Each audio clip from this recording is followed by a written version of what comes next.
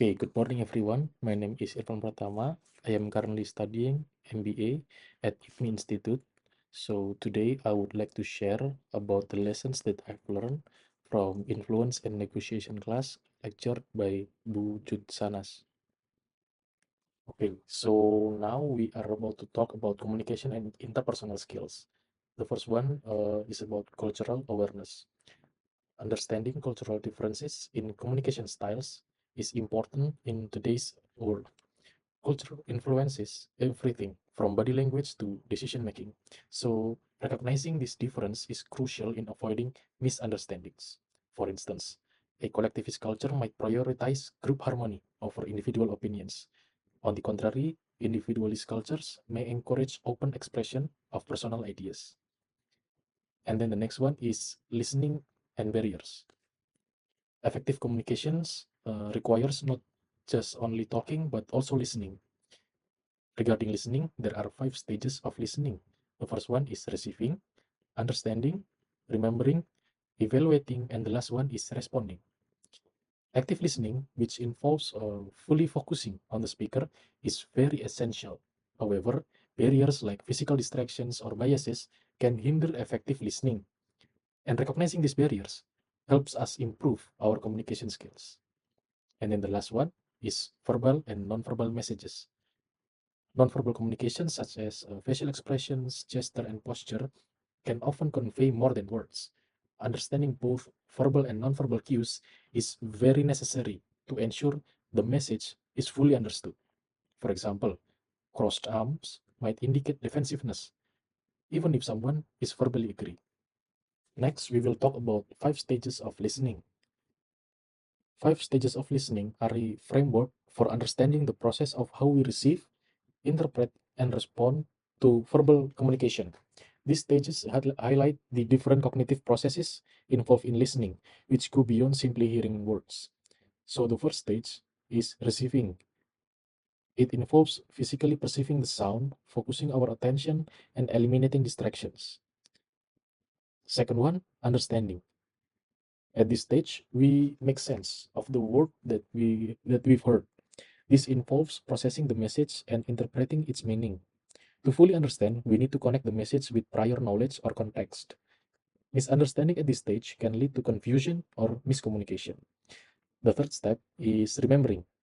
This step involves retaining the information of what we have heard. It's not just about recalling the details, but also making a mental note of key points. Remembering is essential for active listening as it allows us to refer back to the message later, whether for clarification or action. The fourth stage is evaluating. In this stage, we critically analyze the message. We assess its accuracy, relevance, and whether it aligns with our own experiences or beliefs. This stage involves making judgment about the message validity, and it's important to be mindful of biases that may distort our evaluation. And then the last stage is responding. This final stage involves providing feedback, either verbal or nonverbal, to indicate our understanding and reaction to the message. This can include asking questions, giving comments, or using body language to show engagement. Effective responses help ensure that communication is two-way and that both parties are on the same page. And then the next one, we will talk about listening barriers. The first one is physical barriers, such as background noise, poor acoustics, or physical distance from the speaker. And then the next one is mental barriers. These occur when our own thoughts, emotions, or preoccupations interfere with our ability to listen effectively. Multitasking, daydreaming, or having a strong emotional reaction to the message can distract us and make it difficult to fully engage with the speaker. For instance, if we are thinking about our to-do list while someone is talking, we will less likely to retain the information. The next one is biases and prejudice. Personal biases, prejudice, and stereotypes can cause us to listen selectively or dismiss information that contradicts our beliefs. This barrier prevents us from objectively evaluating the message, as we may ignore parts of the message that challenge our preferences. And then the last one is lack of focus or attention. Even when there are no external distractions, a lack of focus or attention can hinder listening. If we're not mentally present during the conversation, we may miss key points or fail to fully understand of what is being communicated. Next, we will talk about effective negotiation skills. In any negotiation, there are power dynamics at play. Power can come from position, such as being a manager, or expertise, such as having specialized knowledge, or personal relationships. Recognizing and leveraging these power sources helps in achieving favorable outcomes. Influence, on the other hand, is how power is exercised through persuasion and negotiation tactics. And for techniques in negotiation, well, negotiation is about finding mutually beneficial solutions using techniques like framing, active listening, or understanding the other party's needs are critical. For instance, if we are negotiating a job offer, framing the benefits of a higher salary in terms of long-term mutual benefits can make our case stronger. And then the last one, using persuasion without authority. Even without formal authority, we can still influence others. Persuasion techniques, such as establishing credibility, appealing to emotions, and framing arguments effectively, can help you gain the support you need. For example, as a project manager, we can persuade their team to adopt new work methods by demonstrating how the changes will improve their workflow and career growth.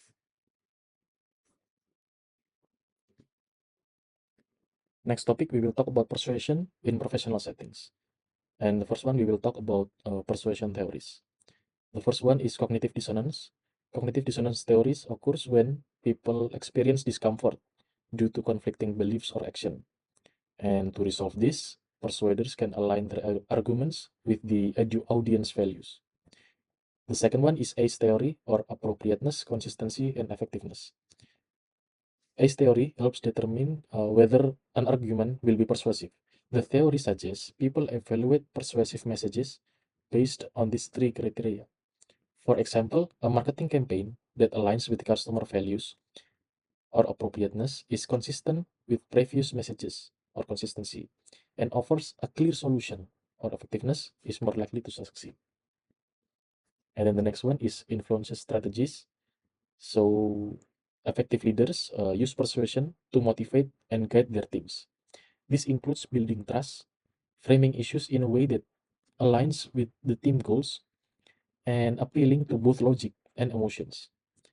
A leader might persuade a team to adopt a new approach by showing how it benefits the group as a whole and by addressing any concerns with logical evidence.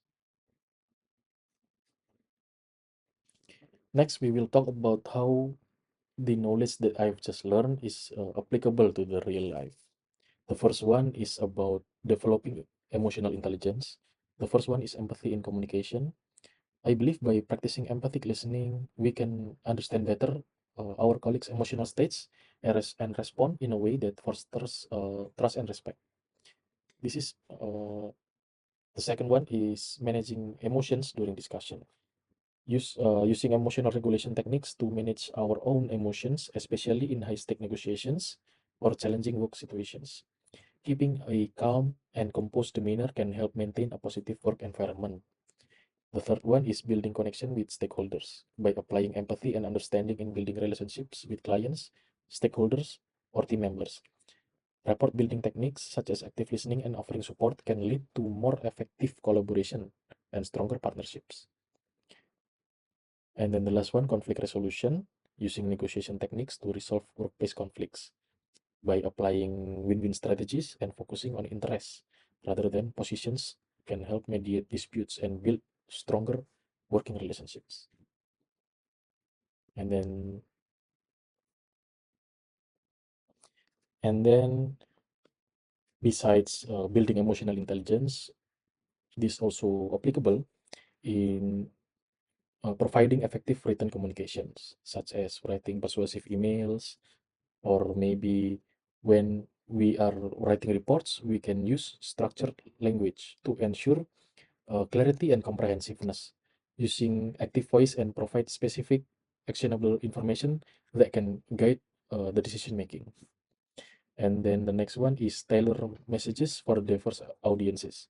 So by adjusting our communication style depending on whether we are addressing a senior executive, a peer, or a colleague, for example, with senior leaders, focus on strategic outcomes and data-driven arguments, where whereas with peers, we might emphasize collaborative approaches and shared goals. And then the last one is effective public speaking.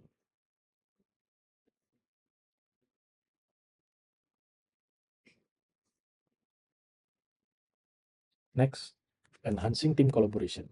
The first one is building collaborative relationship, using our communication skills to foster a collaborative environment by encouraging open dialogue. And then the next one, conflict management in teams, by using negotiation and listening techniques to mediate conflicts within teams. By addressing issues early and using open communication, we can prevent minor disagreements from escalating into larger problems. And then the last one, we build influence without formal authority by using persuasive communication to lead projects and initiatives without being a formal leadership position. For instance, using expert power by demonstrating knowledge and referent power by building trust, we can help influence others to support our ideas.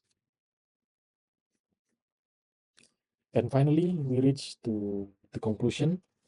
So, throughout the semester, we've explored crucial communication skills, including cultural awareness, active listening, and understanding the power dynamics in negotiation. These skills are not only useful for interpersonal relationships, but are essential for career advancement and leadership roles. Being able to negotiate and persuade effectively can set us apart in any professional environment. These boxes that you see in this slide only represents a few learning matters that we have experienced in the semester. There are many more that I cannot put in the box. So by applying these principles of communication, negotiation, and persuasion in real life situations, we can enhance our personal and professional growth, whether working in teams, negotiating with clients, or persuading colleagues. These skills will help us navigate the complexities of today's professional world. Thank you, everyone. Good morning.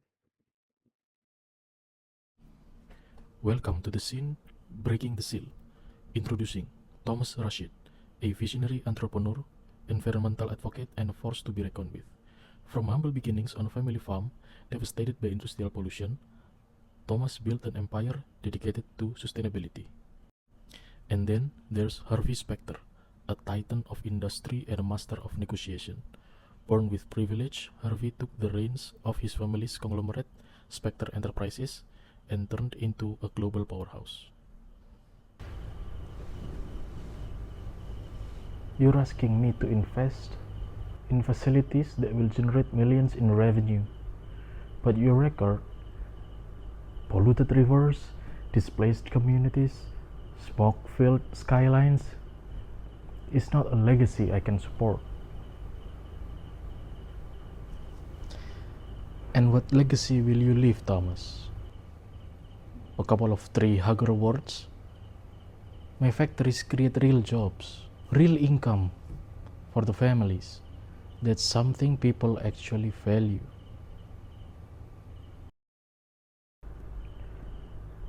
Jobs?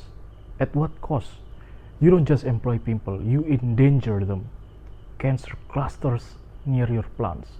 Families uprooted for new projects. How much of that income gets spent on medical bills and lawyer fees?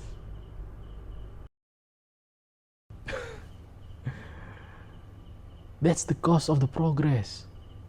If you think the world operates on clean hands and ideals, you're fooling yourself. You're so naive about this. I don't need to fool myself. I have facts. Your last factory expansion cost 3 towns their water supply. You settled quietly to them, but people will remember, Harvey. The world remembers. Careful, Thomas. You don't get to sit in that chair without making compromises. How clean are your hands? Yes, Harvey. I have made mistakes, but I've learned from them, and I have made it my mission to do better. Not just for PR, but because I believe it's the only way forward.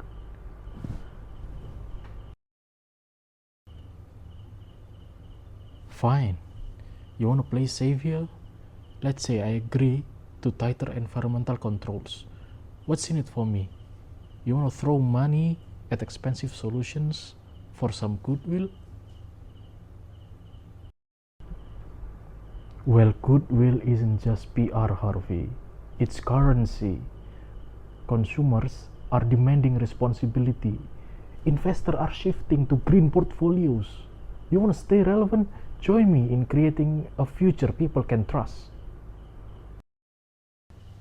Thomas, trust don't pay dividends, and my shareholders don't care about how feel good stories. Well, your shareholders care about staying in business. Without public trust, you'll hemorrhage market value. With me, you gain credibility, innovation, and yes, profit.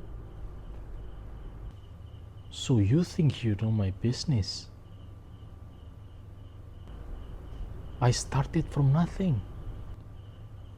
Built an empire with my bare hands. You don't understand what it's like to fight for survival.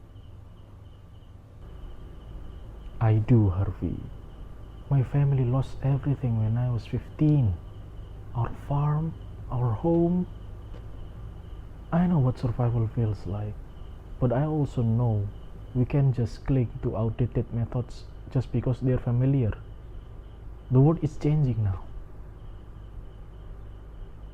Stop it. Spare me the sob story. This is not about your past. It's about my future. No, Harvey. It's about our future. The skyline out there, it's a testament to innovation, but it's also a warning. We either adapt or we perish. Okay, enough talking. So what's your brilliant idea then? How do we adapt without killing my margins? Well, I think we should reimagine your facilities. Retrofit them with green technologies. You will save on long-term operational costs, attract new investors, and position yourself as a leader in sustainability industry. And how much is this going to cost me? Less than the lawsuits and bad press if you don't. Besides, I'm offering to co-invest. I'll cover 40% of the retrofit expenses as a show of a good faith. 40%? Why? Because I believe in this survey and because I believe in you. If you're willing to take the leap, we have lost our river,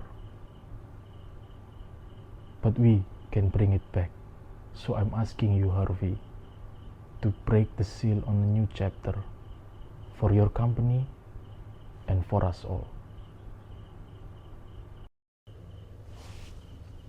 So you really think one factory can change the world? No, but it can start a ripple that grows into a wave. Okay, fine. But if this wave drowns me, you're coming with me.